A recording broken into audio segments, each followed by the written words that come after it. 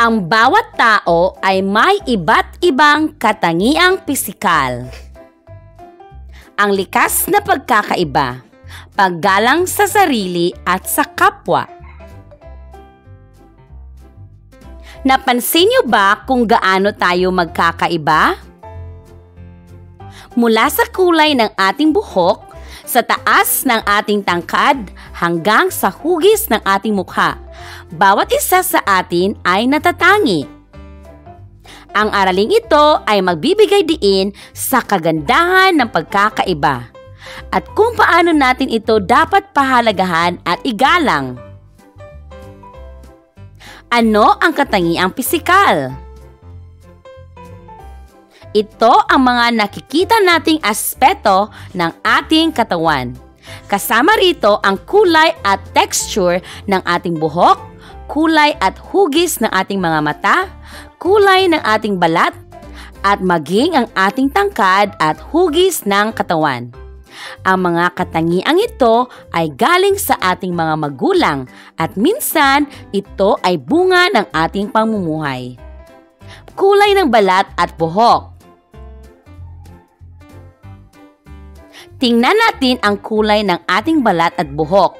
Ang kulay ng ating balat ay depende sa dami ng melanin na nasa ating katawan. Ang mga taong may mas maraming melanin ay may mas maitim na balat na nagsisilbing proteksyon laban sa araw. Sa kabilang banda, ang mga taong may mas kaunting melanin ay may mas maputing balat.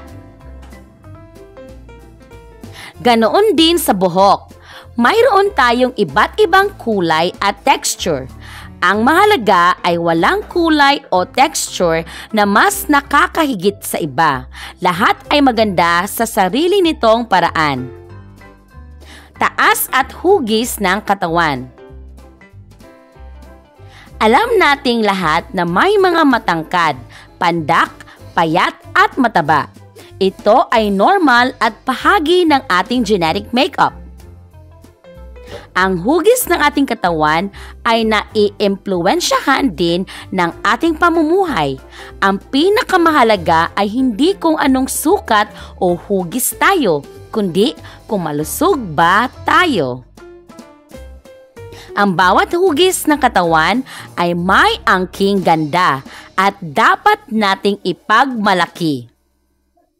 Iba pang katangiang pisikal. Bukod sa mga nabanggit, marami pang maliliit na detalye ang nagpapaganda at nagpapatangi sa atin.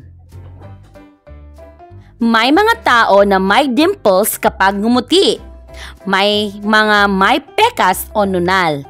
May mga may kakaibang hugis ng ilong o labi. Mayroon pa ngang tinatawag na heterochromia kung saan magkaiba ang kulay ng mata ng isang tao. Ang mga ito ay hindi dapat itago o ikahiya. Sila ang nagbibigay sa atin ng kakaiba at kahanga-hangang anyo. Bakit mahalaga ang paggalang? Dahil ang tunay na halaga ng isang tao ay hindi nasusukat sa pisikal na anyo. Ang ganda ay nasa kalooban at sa kabutihan ng puso.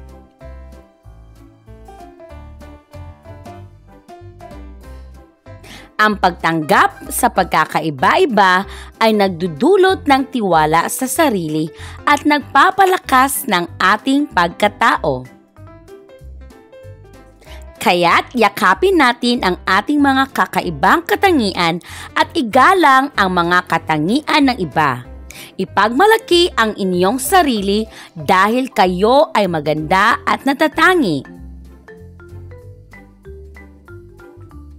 Maging isang inspirasyon.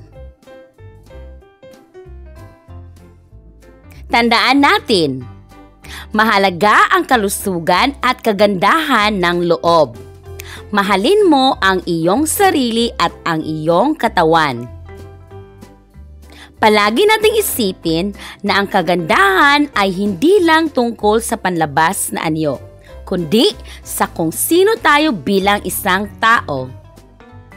Maging inspirasyon tayo sa iba sa pamamagitan ng pagpapakita ng paggalang at pagtanggap.